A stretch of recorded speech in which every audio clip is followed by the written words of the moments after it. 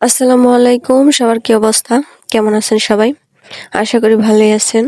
এই যে আজকে আমরা এই গরমের মধ্যে রেডি হয়ে বের হয়ে পড়লাম আত্মীয় বাড়ি যাওয়ার জন্য।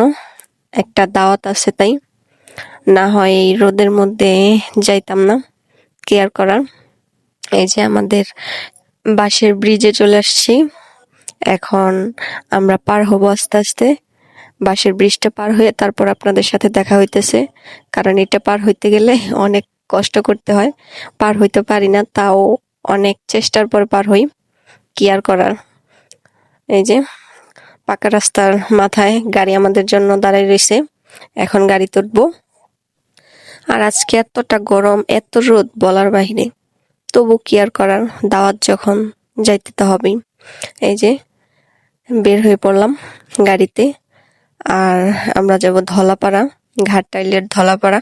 কিন্তু ধলাপাড়ার রাস্তা যে এত সুন্দর জানতাম না, সত্যি জানতাম না, কারণ আমাদের এই দিকে আসা হয় না তেমন। আজকে প্রথম ধলাপাড়ার দিকে যাইতেছি। রাস্তাটা অনেক সুন্দর, আমার অনেক ভালো লাগছে। প্রাকৃতিক পরিবেশ, গাছপালা আর পানি দুই পাশে, অনেক সুন্দর একটা জায়গা। আমার কাছে ভালোই লাগছে। এই যে ধলাপাড়া বাজারে দাঁড়াইলাম, গিফটের দাওয়াত তো, তাই এখান থেকে একটা গিফট কিনবে। আমি এমনিতেই ভিডিও করতেছি, আর ওইদিকে বাড়ির সবাই গিফট কি কিনবে ওইটা পছন্দ করলো। এই যে এরপর আইসা পড়ছি, আইসা একটু ঘুরতে আসলাম বাইরে।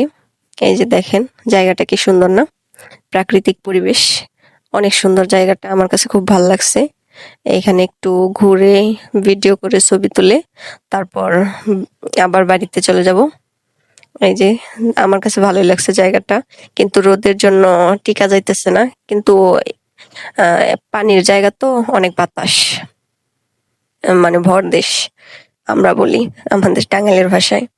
এরপর ওই বাড়ির পাশে আমাদের আরেকটা আত্মীয় বাড়ি ছিল, ওই বাড়িতে দেখা করতে যাচ্ছিলাম। আজকে এই গরমে রোদে জীবন শেষ, আবার হেঁটে যাইতে হবে। এই যে সেই বাড়ির সাথেই আবার বিল, আর বিলের ওইখানে আমি একটা নৌকা বাঁধা দেখলাম, তাই নৌকায় যেতেছি। একটু নৌকায় উঠবো, তাই দেখে দৌড়ে যাচ্ছি নৌকার কাছে। এই যে এখানে একটা নৌকা আছে, ভাবলাম দেখি একটু নৌকাতে উঠতে পারি কিনা, মানুষ নাই। এই যে নৌকায় উঠে একটু ছবি উঠাইলাম 2-3টা। নৌকাতে ভয়ও লাগে আবার ভালোও লাগে, কিন্তু এই যে আমাদের গরমে আজকের এনার্জি শেষ, তাই জুতা হাতে নিয়ে বাড়ি চললাম, বাড়ি রওনা হলাম। আচ্ছা, সবাই ভালো থাকবেন, আল্লাহ হাফেজ।